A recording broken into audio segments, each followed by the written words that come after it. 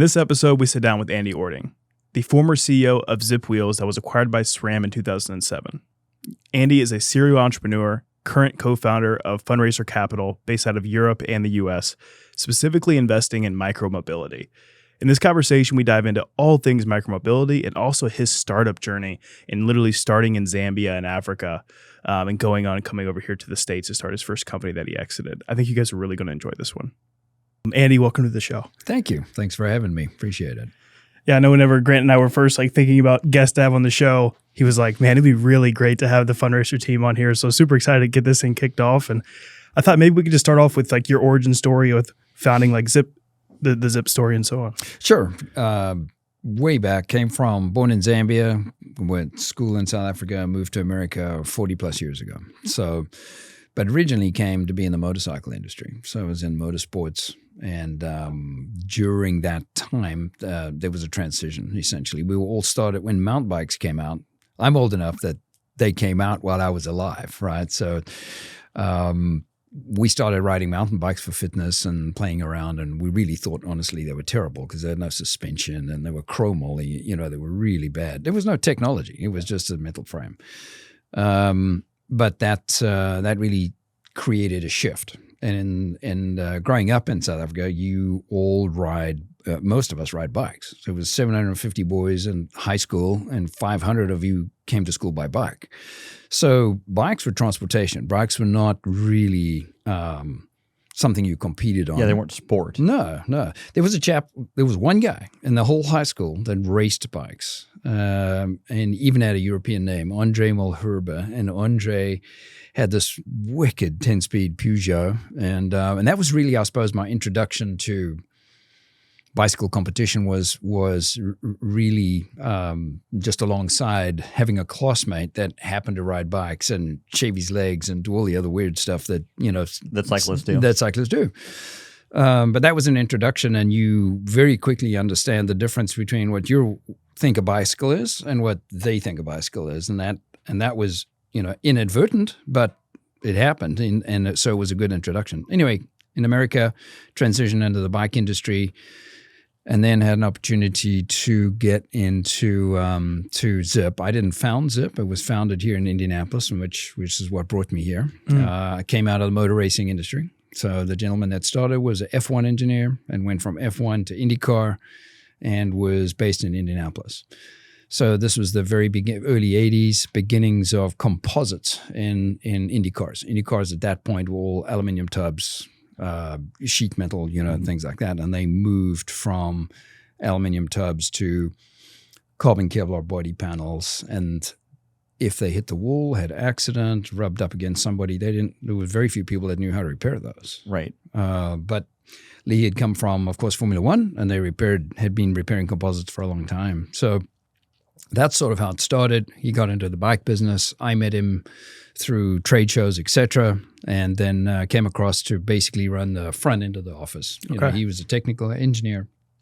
He would run the back end. I'd run the front end. And then we built it together for about 5 or 6 years, and then opportunity came up. We had a really tough year, nearly lost the company. We had a competitor, was one of my first, most prominent humbling experiences in business, of which I went on to have many more, but this was a pretty significant one. A competitor that was in the space had unbelievable money, had managed to find capital and deployed this capital in just basically growing the volume of their company.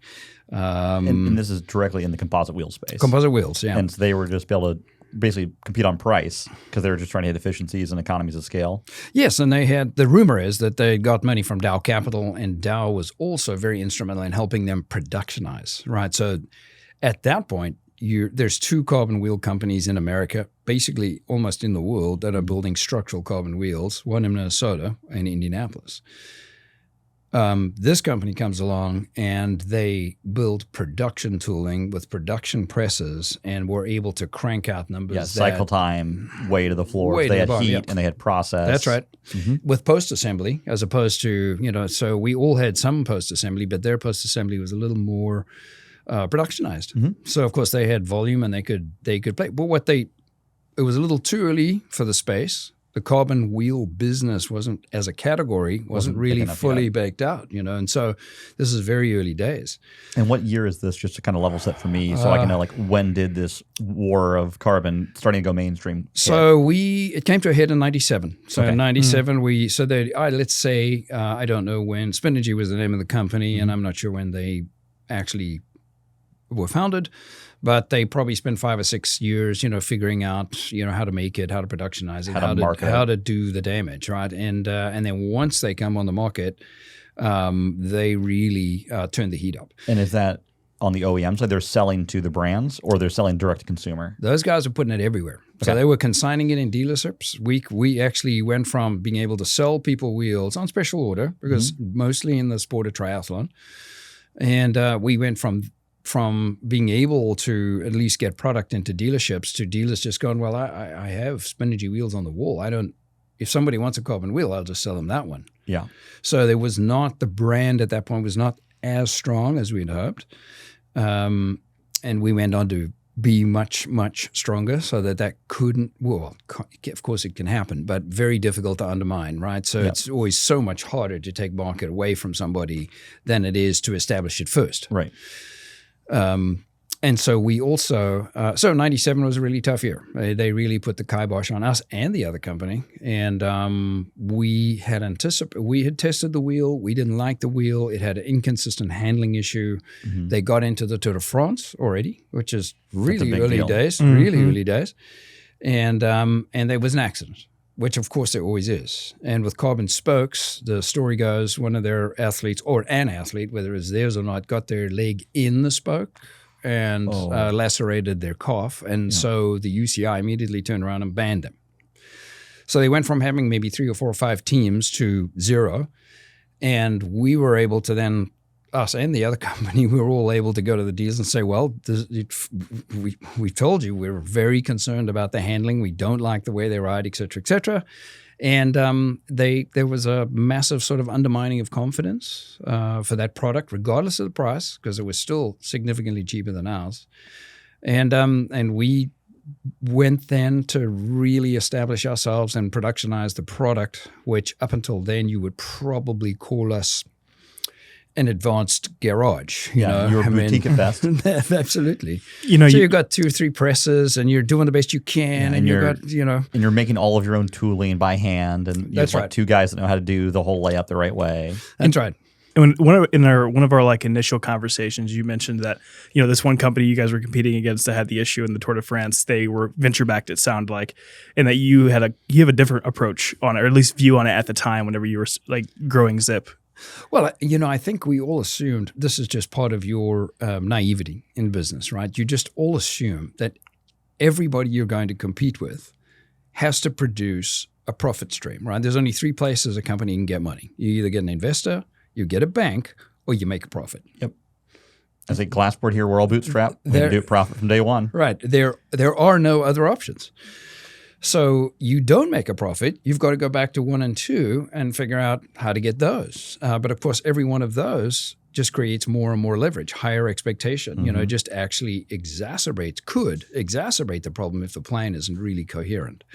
So when I had the opportunity, what happened then in 97, it created an opportunity, like any crisis, right? It almost drove us out. We tried to sell. We thought, okay, maybe we can sell the company to a large bike company. They weren't really interested. The mountain bike thing had sort of come off the bloom. So I think a lot of the boys were sticking to their knitting, and it wasn't really attractive. I got the idea to say, I think there's a future in carbon wheels. I think we need to stay the course. And what gave you that instinct? Well, it's just I'm the front end, right? So I'm talking to customers. I'm going to races. I'm at expos. I'm at triathlons all the time. Eventually, there was 2 or 3 of us going to an event, sometimes on the same weekend. I mean, we were evangelizing every weekend. And you became always there. That's right. And we were just the usual suspects, as we say in the industry, at every event. That's right. So you go to a triathlon, we're going to probably be around. Somebody from the company is going to be there. And so we did build a strong brand. There was strong brand recognition, and we were able to do it. And so I just felt that, I think the sport of triathlon was still growing at that time. they were very open to technology, unlike old road races. Like the Tour de France wasn't open to new tech at the time. Well, no, not. I think the individuals in the tour teams are always open, especially even today, edge, right? Yeah. Even today, they're looking for an edge. Everybody wants something. It's my favorite part about the bike industry, where engineers actually can do let's FEA 2 more grams out of this thing and they'll pay for it. That's right. Yeah. Well, I mean, the Tour de France bikes today, I mean, a couple of years ago when they brought out the minimum weight that you could have for a bike, 15.5 pounds or whatever. The reality is you and I could buy a lighter bike directly off the showroom floor, then the pros were forced to ride in the Tour de France. Yeah.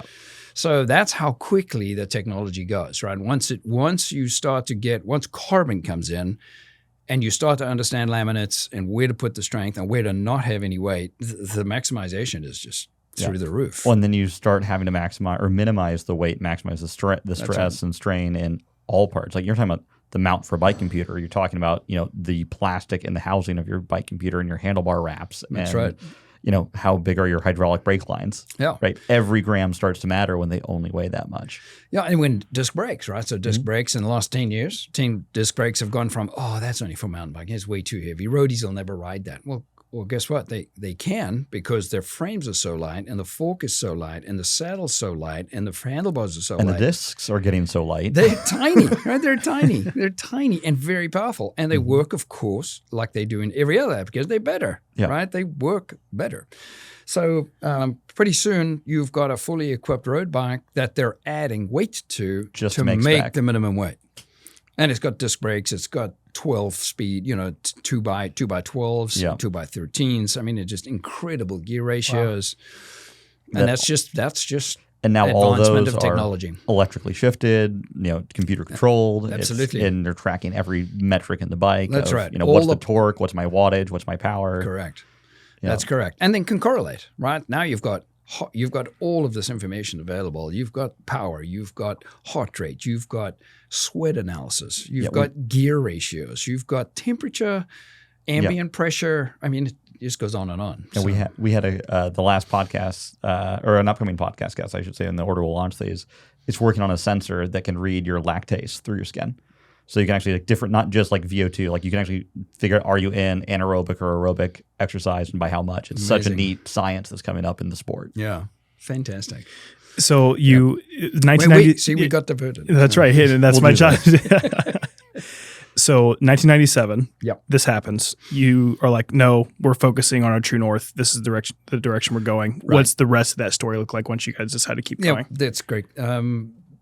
Thanks for keeping us back on track. But so the original founder said, "Listen, I don't." He wasn't from the bike industry. He said, "I don't understand it," and he agreed to sell the organization to me. So I then had to go find money, right? So to put that deal together, so I could leverage ratio, I could leverage assets, I could take everything I had. Plus, I had to find a little bit more. Right. And so I went off and found a couple of guys who were triathletes that were interested in the future of the sport and would like to get involved. And that's where that capital came. So this was my first experience with raising money. Yeah. I did it in a very naive way. You did it out of necessity. Well, yeah, but he called me. Because he'd heard from the banker, right? So you were looking for cash on the cushion. There's a triathlete who's an entrepreneur that they had sold their company. They were racing. It was a local company. They thought, I'll give him a shout. Looking to play round 2 in the market. I get a phone call, and one of my longtime employee and good friend of mine, still to this day, lived across the road. And they were out mowing the lawn. It was one of these Sunday conversations. Hey, what's going on down there at Zipp? And there's a chap that's trying to buy it and blah, blah, blah. Oh, okay. Well, should I call him? Yeah, I think you maybe should call him. Oh, okay. That's how it went. He called me. We went at Fridays for lunch and said, well, how much money do you need? And you wrote it down on a napkin. Okay, I think I need this. But of course, I didn't understand the proper way to value the company. How do you do that? So I had to learn how to do all of that in a very sort of rushed, very compressed window. All in real time. I'm sure this is within a couple of weeks or maybe a month or so. Oh, it seemed to be coming at me. You're drinking out a fire hose. That's right. It's just typical entrepreneurship. It's coming at you as fast as it can possibly come at you, and you're having to deal with some of it, and some of it just you can't get to. Well, and somehow you find a way every time. That's right. That or you die trying. You do. I mean, this is every story. It's like, don't sleep very much. no, and you look back like, I don't know how we got all that done, but we managed. That's right. And it got all done, and everyone was mostly happy from what we can remember. Yeah, exactly. I think everybody. Honestly, I have had and have had some amazing folks that have worked alongside me, and we've been so fortunate because people like the battle. Oh no, it's a little bit stressful, but they like the battle. We want to be in the battle, right? And if it gets too boring, you'll actually lose those people, and different people will like the new job when it gets stable and boring. That's true. Could you dive in a little bit more into that?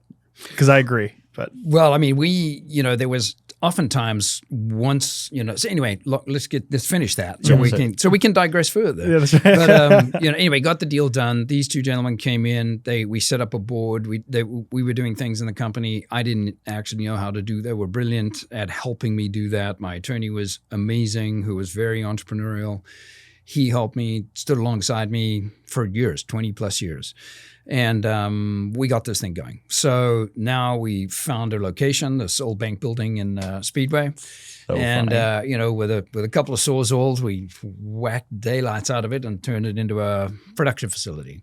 So that's sort of the origin. And then by the time we moved, there was only about 7 of us left in the company. So 7 or 8 people. So we were from that original time.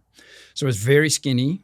We moved all the equipment in, and we started. In the meantime, though, we were hiring what we call preformers, so folks to work in the carbon, and training them at the Speedway facility. So we set up a preform bench and a post-finishing bench and things like that. And then we were actually running training sessions. So we would find people, they'd come in, we'd run them through training sessions, so that when we moved in like the January of 99, we actually had folks that had a semblance of knowledge, of what to do. Carbon, yeah. Right.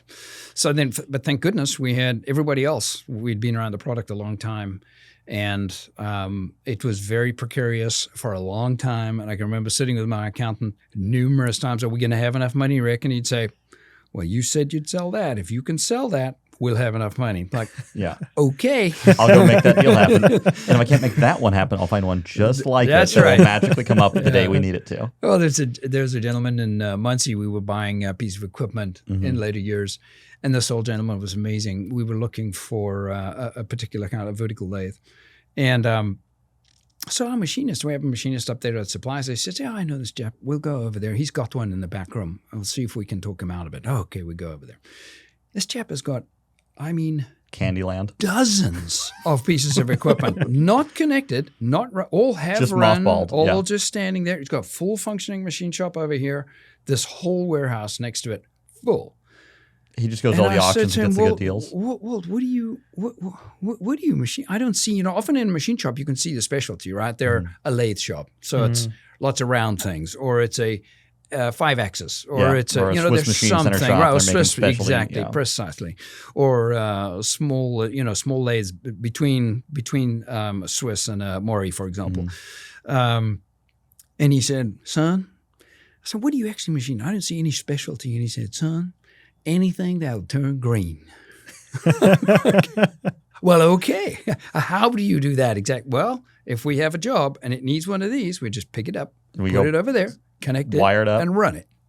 I'm like, wow. Just, why that was such a foreign concept to me, I have no idea. But I'd never seen a machine shop operate like that. Well, you usually have to use the capital to pay for it.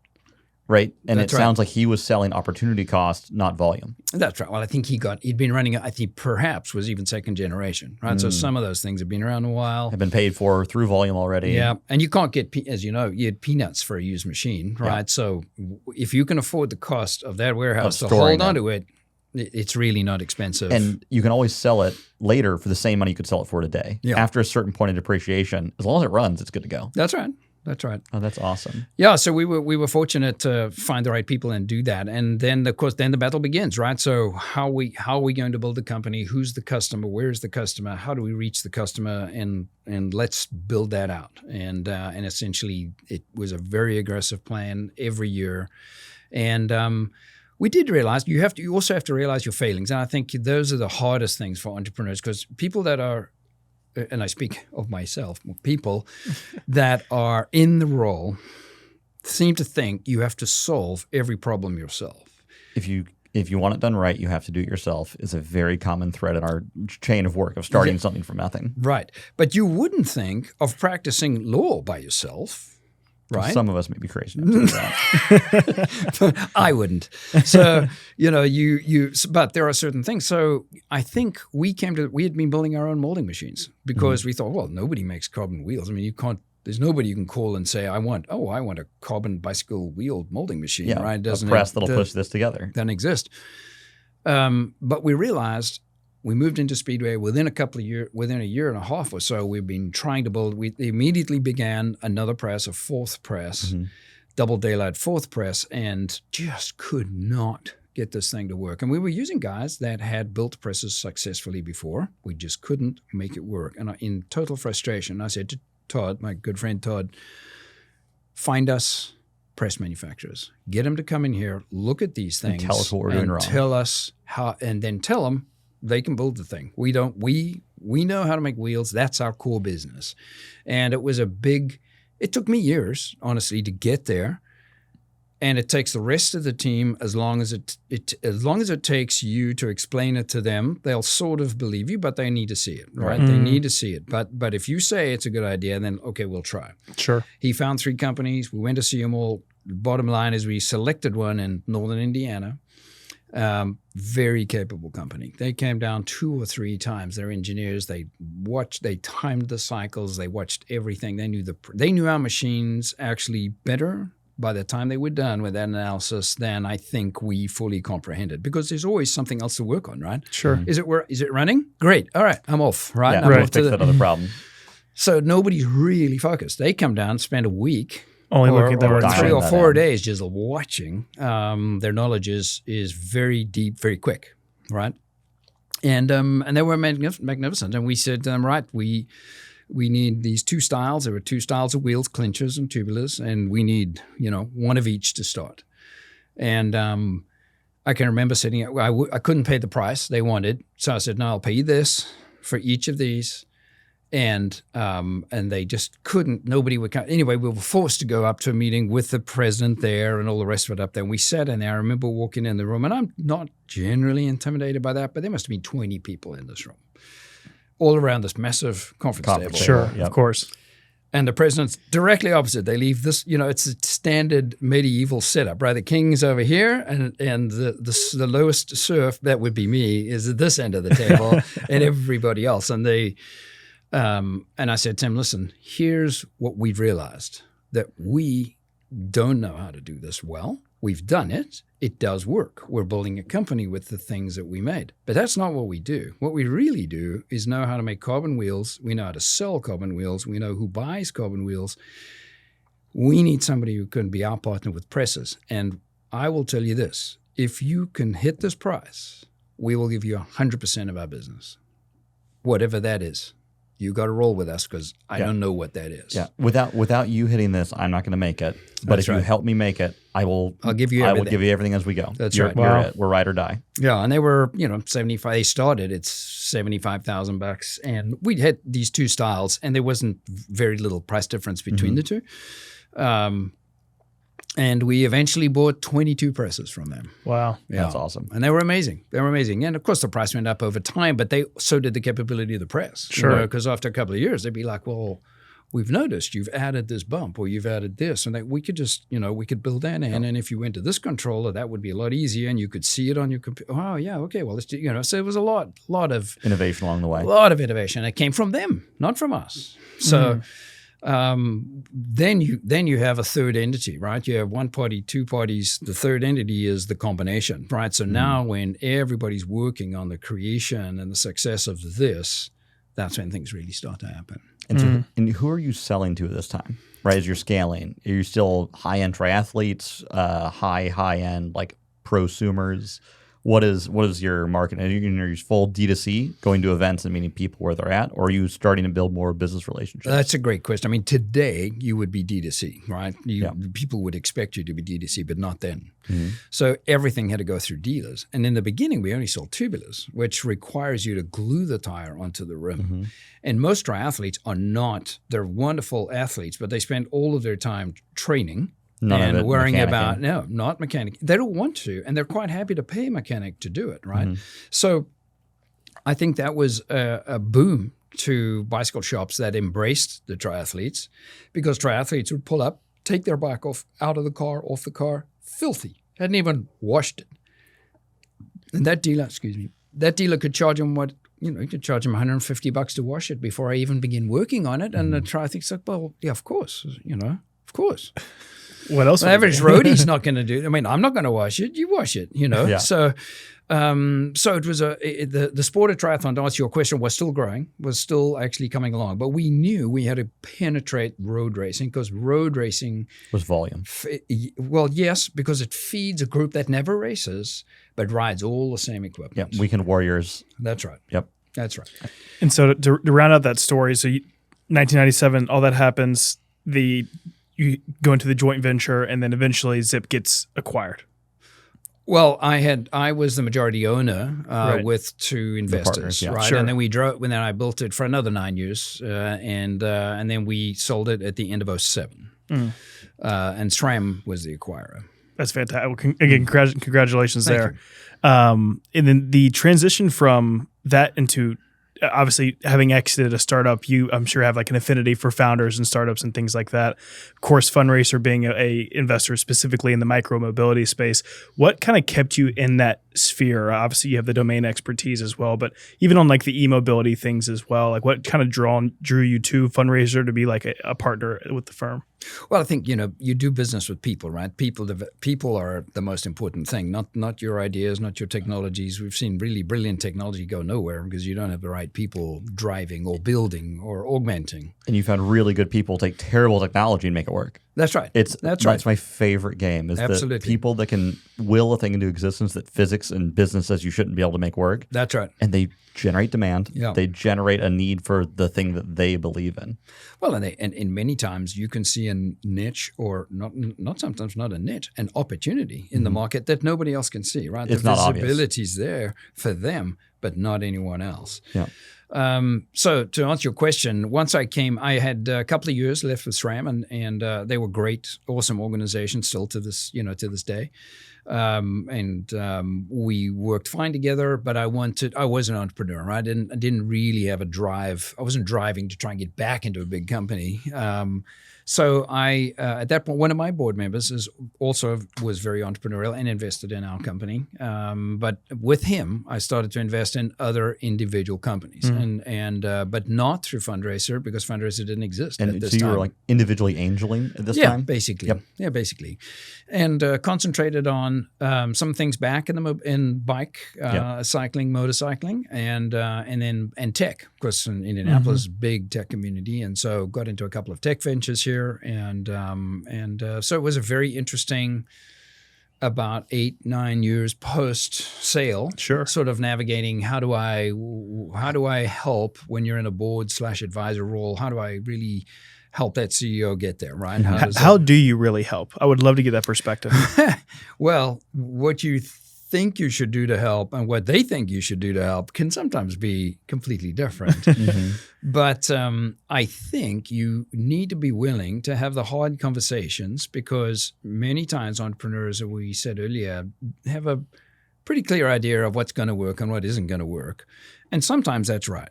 And sometimes it just isn't. The problem is they have the same reality distortion field they're looking through, that their passion has to be right, or why are we here? And it takes a lot of leverage to get them to look at the forest for the tree in front of them. Yeah.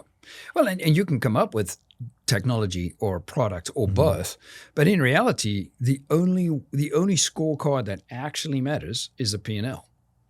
So you can talk about how good your product is. You can talk about the technology, the ideas, what how much your customers love you. All of that anecdotal stuff. That's all fascinating to a point. Does it cash flow? Does it work? right? And it only works if people are prepared to pay you for it. That's right. If they can turn it green. Right. Exactly. That's brilliant. Yeah, again, the graph has to go up and to the right. Up as and long to the as we right. do that, Exactly. we're all good. Yeah, exactly. So I think I certainly in my personal experience, I've had varying degrees of success. Some entrepreneurs are excellent students and listen and learn very quickly. Not that I have all the answers. I maybe just know what questions to ask. Along with other investors, angel investors. And so, and others are just not quite so willing to learn. They're capable, they're just not willing to learn. The coachableness isn't there. That's right. That's right. Mm-hmm.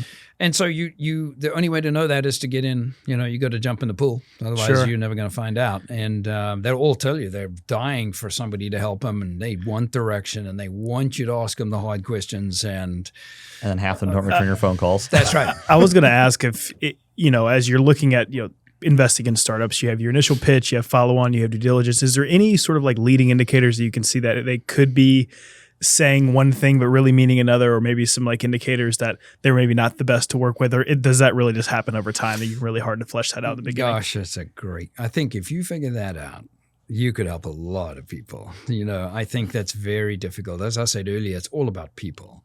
So as Grant said, there have been people with very average technologies and products turning them to incredible businesses, right? And the opposite is also true. And so I think it all comes down to the people. And how do I determine that this particular entrepreneur with this particular pitch is the kind of person that's going to listen well, work hard, buckle down, run tight and hard and build something versus one that thinks they're doing that but really is doing their own thing? Sure. Right. One, there's like vision, there's grit, and then there's like, I'm going to call like science or know-how or like the technical side. And they all three matter. And if you're critically missing one, you're screwed. That's right.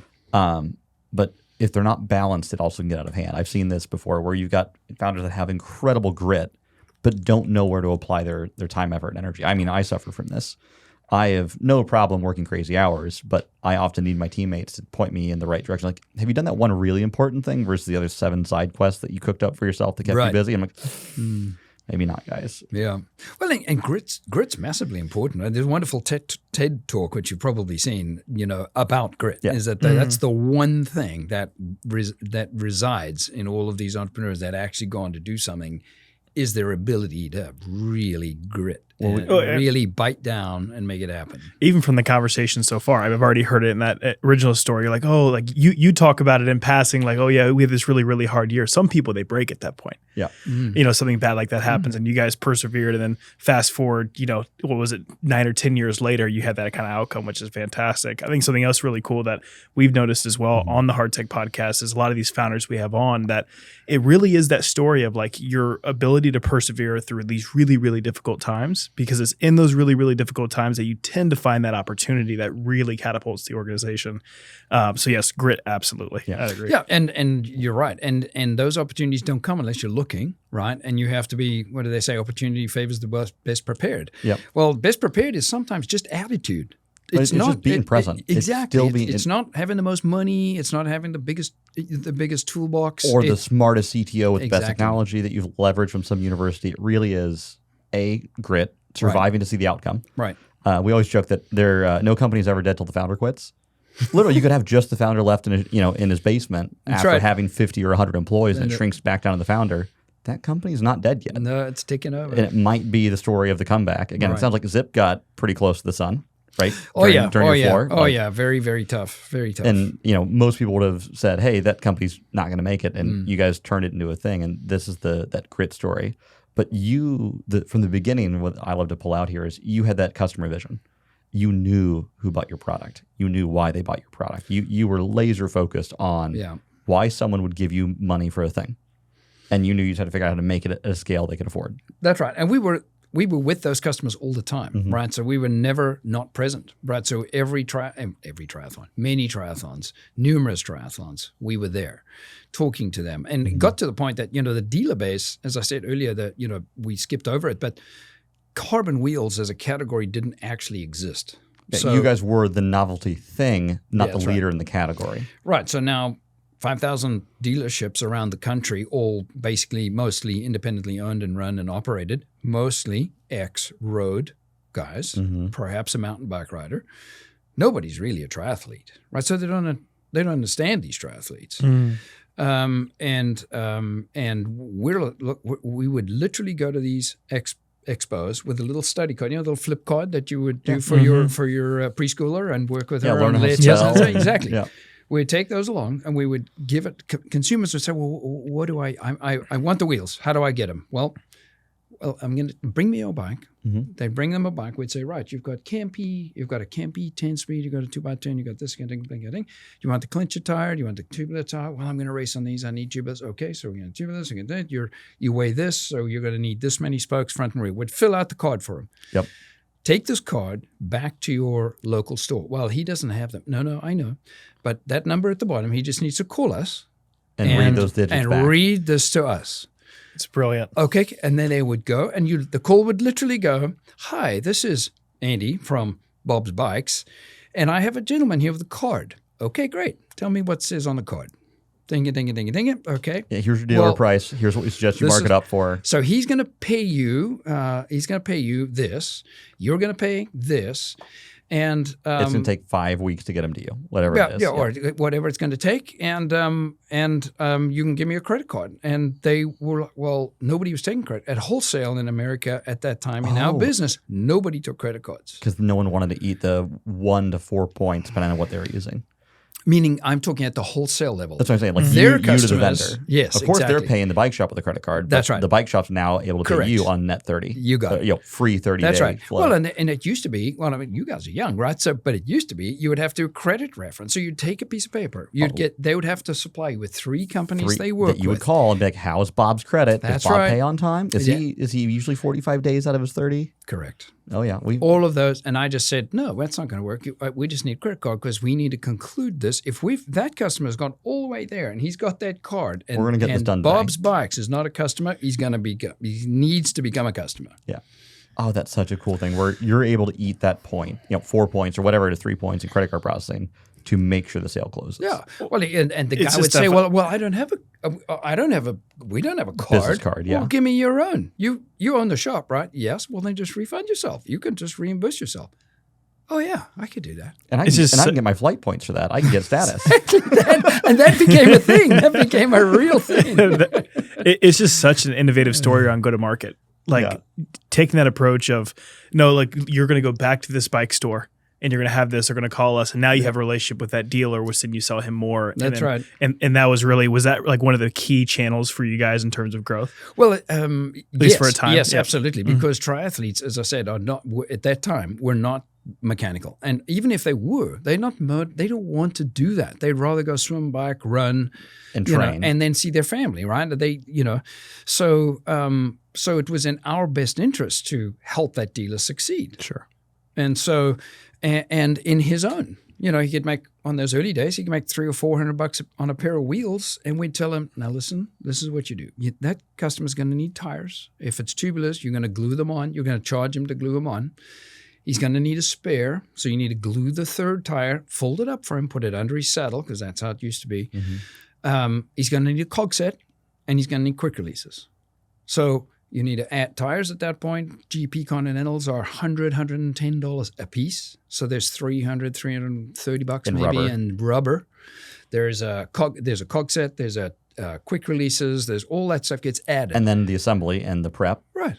And the dealer's just like, oh my word, right? In the beginning. And then guys got it. Once they got it, then we're off to the races. Now it's a category, right? Now it becomes a thing.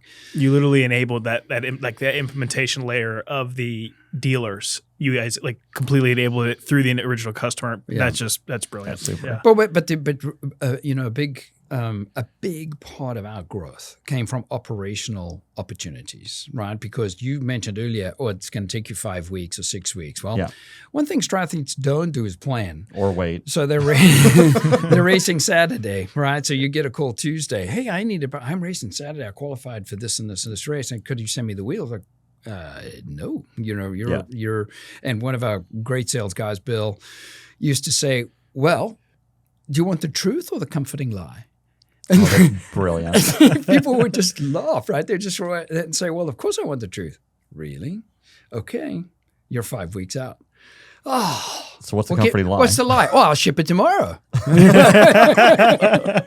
So at that point, you can tell him anything, right? Yeah. You already told him you're lying. Oh, that's great. Yeah, so that, and so we said, okay, we have to fix that. So we brought in found an organization. This would have been in early, like 99, and lean manufacturing consultants. And these guys came in, chatted to a couple of companies. The company we settled on, fabulous local guys. And they came in and they said, well, what do you want?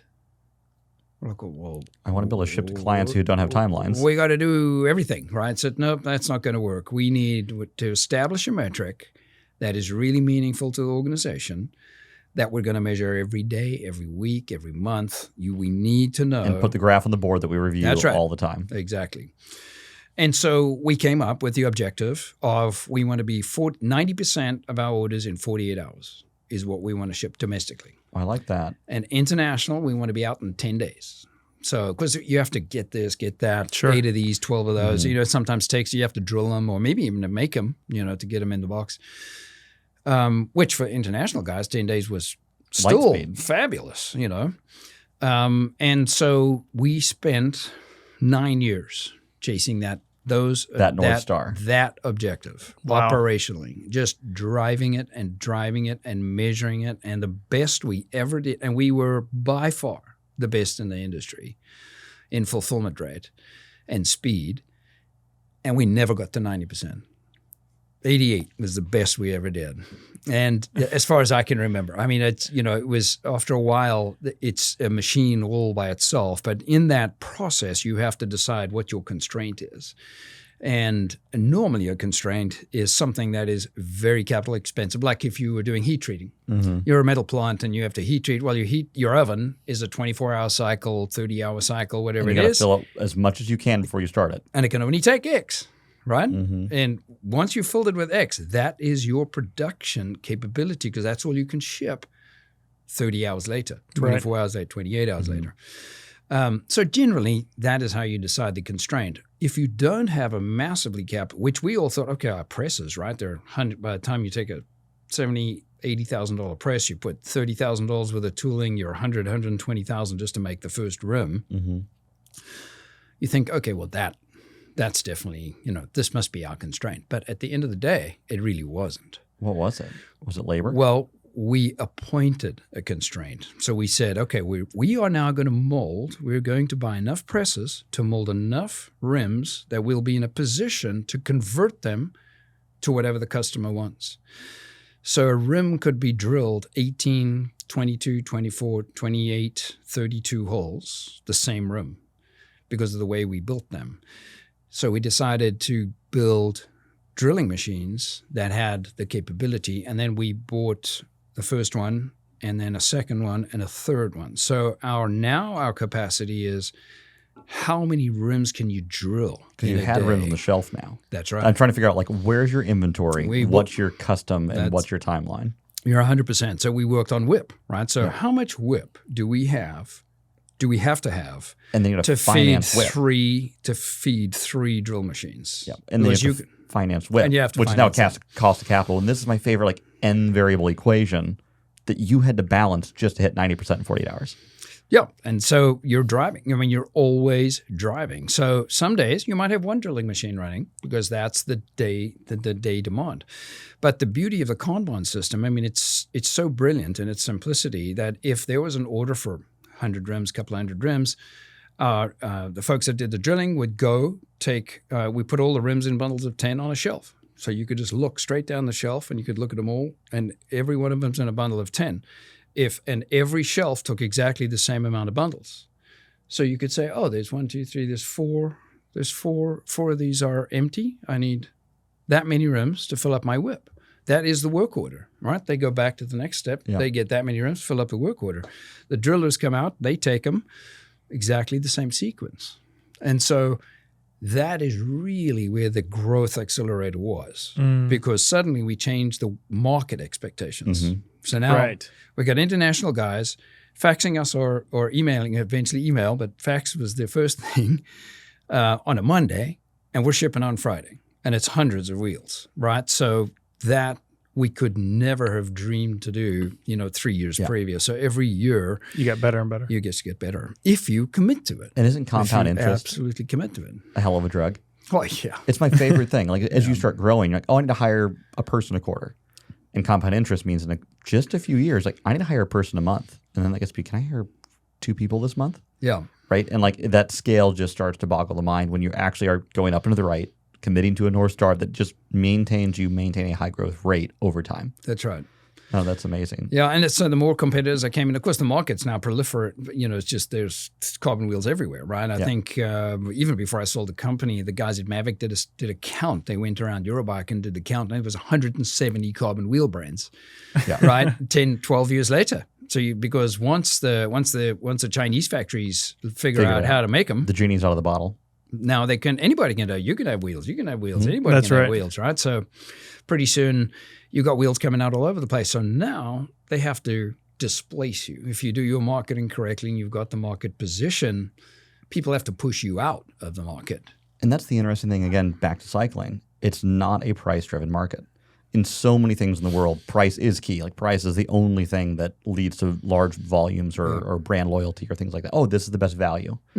I'd say you're right at the performance end. That's what I'm saying in where carbon wheels live. Yeah. Right. Even today, carbon wheels are still a performance aspect of a bicycle, right? They're not quite a standard fare. That's right. And competition has made them come down. I mean, they're less expensive They today used to be. than they were 10 years ago. But in reality, still so is everything. Right? And the product's all so much better. Yeah. So much better. But it's still this vanity performance thing that at the highest end, it really is vanity. I have 2 grams less than the next closest person. In the middle, like I'll call weekend warrior category in cycling is my favorite. They will spend still a disproportionate amount of money to be in that top, we'll call it 10% echelon of weight, performance, brand, recognize. It's like fashion, right? For middle-aged men is my favorite thing. Like this is their fashion. And their spandex. Absolutely. And my dad's a road cyclist, so I can poke fun at this. And then there's what I'm going to call entry-level performance, which price is starting to get pretty important, but it's still not rock bottom. And it's such a fascinating industry where the consumer will spend real money out of their disposable income to have this luxury of fashion or performance or any of these other aspects that doesn't exist in other sports. Golf is as close as I can get as from like golf and skiing, where it's weight and mass and brand recognition. But in basketball, in soccer, in insert all these other sports, it's the basketball. You have your brands that are your stalwarts. Right? Who's your basketball brand that would be like name brand? Nike. No, Nike, Jordan. Yeah. And you'll pay for a logo, but it's not because it's more performant. You're actually at that point just paying for the logo. Well, then it's funny. We all assume as consumers that they're all going to perform well. Right. Right. It's like a bike. You buy a $5,000 bike. They're all good. Yeah. Right. People ask me, which bike jump? Anything you like, whatever one you like. If you're prepared to spend that kind of money, $5,000, let's say, you're going to get a fabulous bike. That's right. You're going to be happy with it. And I still just think that, but the delivery speed might be an area where you make that decision. Well, bicycle industry is fascinating, right? You've got children's bikes at $59. Well, and that's cost conscious. That's a race to the floor. Absolutely, right? You've got these at $59 and you've got these at $12,000, right? So dad's riding this and his little one is going to ride this. And dad expects that to be cheap. He just expects that to be a cheap bike because, they're going to grow out of it. And it's this it'd be like having the car industry where you have $100,000 cars and then you have $1,500 cars. Right. Brand new. Well, that doesn't exist today. Doesn't exist, right? There's no other category like this. But in bike, it is an expectation. It's a very unusual thing. I mean, e-bike is a great example of how you escalate prices quickly. Right. Again, you do the same thing that everyone did to cycling and mountain biking. That's right. Again. But I talk about this because it's very funny. To me, it's very funny. You've been around the bike industry a long time. You have road bikes, you have mountain bikes. We have some gravel bikes, and we have full suspension. Blah blah blah. We have commuters. We have beach cruisers. We have categories. Somebody says, okay, well, in Europe, this e-bike thing is catching on. We need to build some e-bikes. Okay, let's build the e-bike. So we go off and find the components. We build the e-bike, but it's just a category. Right, it's just in the family of product. But that's not really what's happened now.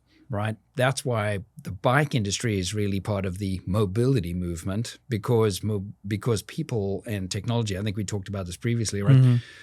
All this technology is coming into mobility Full that didn't circle. exist and doesn't come from the bike industry. It's coming from electrical engineering. It's coming from battery technology. Or It's automotive coming from- manufacturing, absolutely. like Bosch and how they cornered the market with drivetrains at the beginning because they're the That's only right. ones that knew how to build robust drive systems at scale.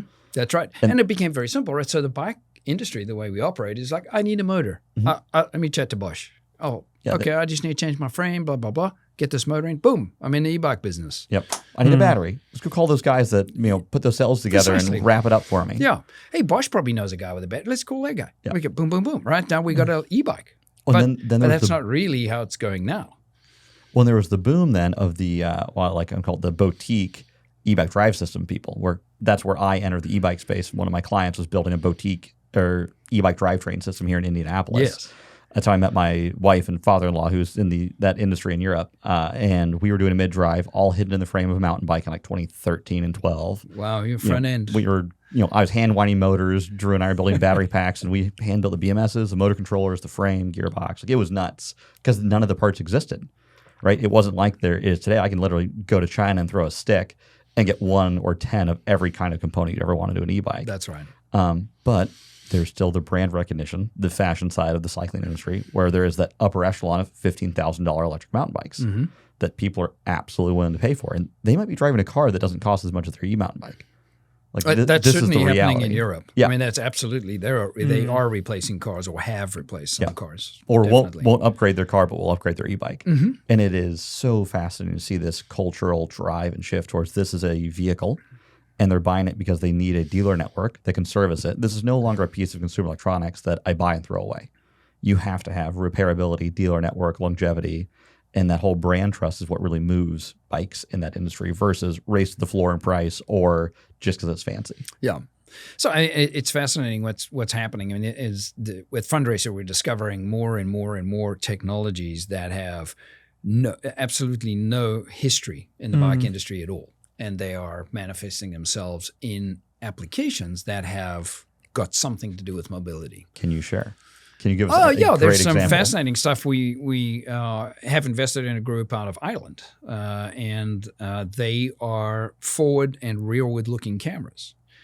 So that on an e-bike is going to become completely normal, right? So it's ADAS, right? So it's a combination of can be a combination of radar, lidar, and camera.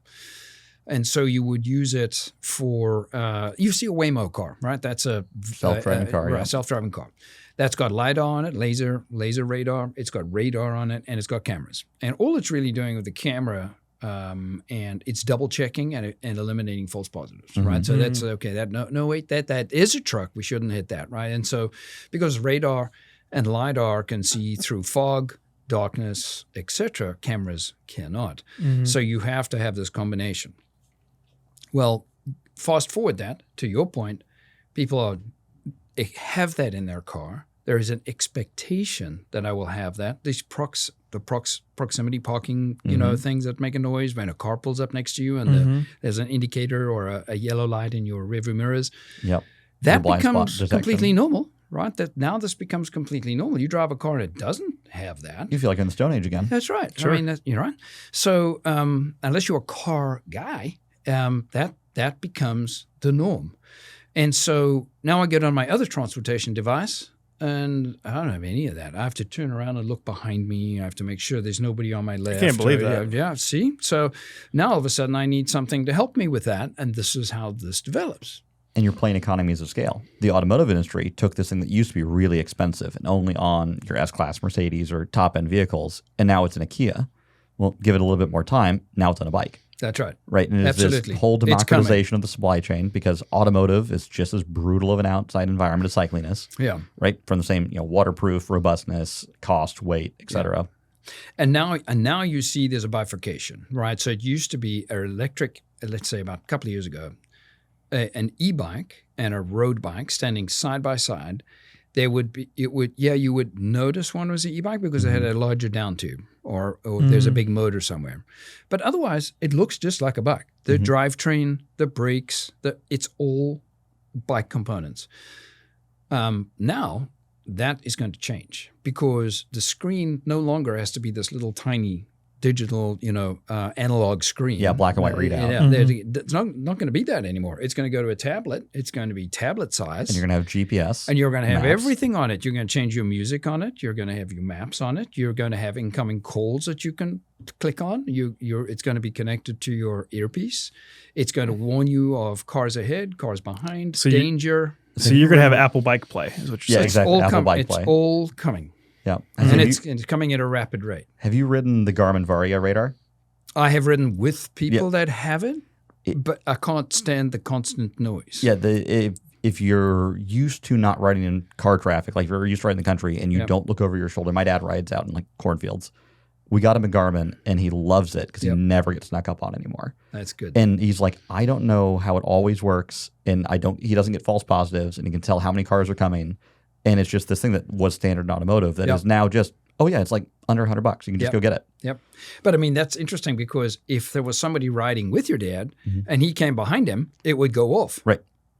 So that's a sure way to drive everybody mad. If you're riding there's three or four of you riding together and that thing's going off, it's going to drive everybody bonkers. So they use the camera then to it's a cyclist. Yeah, it's one of your buddies. I can look by the vector, the angle of approach, the speed. The footprint, how big the surface area is. Exactly. There's a recognition. So Andy, my last question is, so what's the next steps or the plans for Fundraiser? What's next? Oh, gosh. Well, we are in 5 organizations today so that we have invested in and are on their boards and guide them and try and connect them with people that might make a difference to their future. But we're looking at others. We're doing our second closing just coming up within the next 6 weeks or so. We'll be at Eurobike next week, the big European bike show. Yep, I'm missing that this year. So we are part of the leadership night, which is the first night. Baird Capital will be there. Lots of you guys will be speaking as well, right? Yes. Okay. Yeah. So we don't all speak that first night. I think just Renee, our managing partner, is going to be speaking that night. On our aspect, we're very early stage, right? So a lot of the VC and the private equity that's looking into mobility is really the next level up, right? So secondary level, middle market type stuff. That's a big deal compared to what we're doing. We are in many cases pre-revenue. Found a guy with a good idea. Let's see what he's got. Right. But to get to the 5 we've gone through I think 600 presentations. Wow. Not all of us all the time. You're but not selective at all. Sure. It is. There is so much happening. It's just hard to put into words. But again, it comes down to how clever is the technology and who. We're back to people, right? Who's driving? Driving? How are they driving? Why are they driving? Where is it going? These are the important things. Anyway, so Eurobike is next week. We're very excited about that. It'll be our second Eurobike. We are running a workshop on Thursday, I want to say, for venture capital in the mobility space, just generally to teach people. We all talking about something different. I'm talking about go-to-market. I think Gerard is talking about having a position in the market, making sure that and he built Cervelo on a very unique bike designs, for example. When he built that company, it's really still known for that. And really, it's a 20-year-old ideology. It's very clever.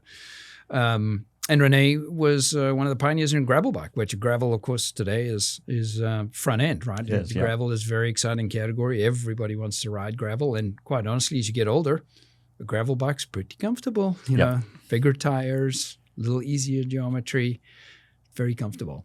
So yeah, we'll see how it goes. But the future of Fundraiser, we think will go much the same as the last couple of years, where we are going to be looking at very entrepreneurial, very early stage, either pre-revenue or a little bit of revenue.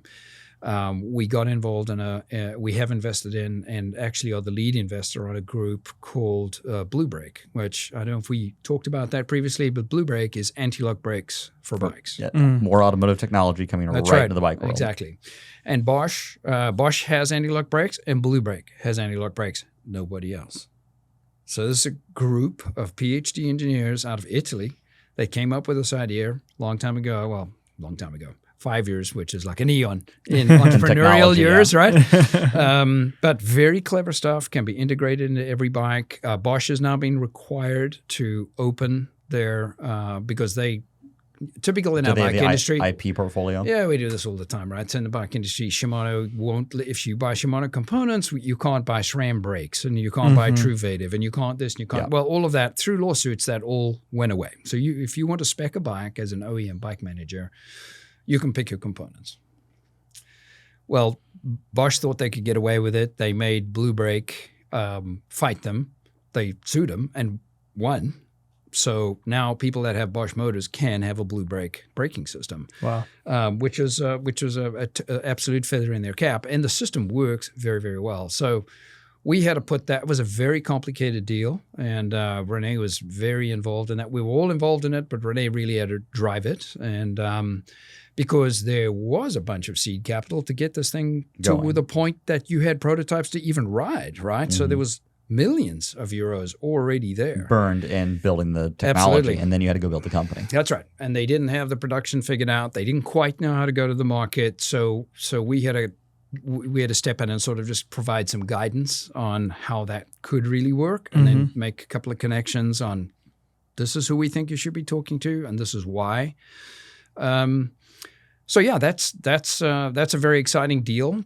We ended up in an unusual situation where we ended up with a tail. So we had two financial organizations that decided that they wanted to be in, but wouldn't come in if we didn't go in. So we had a financial tail that was significantly bigger than our own fundraiser investment, and we were like, well, okay, that's a little bit unusual, but we're not the lead investor because you guys are going to put in much more money. I said, no, that's fine. We need you to be the lead. We need you to be on the board because you guys set the terms. You do the due diligence. We'll help with the due diligence from the IP and legal perspective. They just want to follow you in the darkness. They're just like, hey, we've been in mobility things. We don't know how to help them. We don't want to go in without some guidance. And so this is honestly the original formulation of Fundraiser is this for this specific thing. The three of us are from the industry, not from PE. So we're learning the PE side, but the product side and the industry side through you can share wisdom. 30 plus years, osmotic absorption, you learn. We say this driving by braille. You learn how to drive by braille over 30 years. When you hit the guardrail enough, you now know how to stay in the center. That's right. Exactly. Guardrail's buggered. Oh, man, yeah. The panels of the car, don't worry about that, but we're in the center now. That's right. No, that's pretty much how it is. Yeah. Well, awesome. Everybody, I'm looking forward to riding my Apple bike play. This is the Hardtech Podcast. I'm DeAndre Herricus with Grant Chapman and Andy Ording. Thank you so much for being on. You're most welcome. Thank you.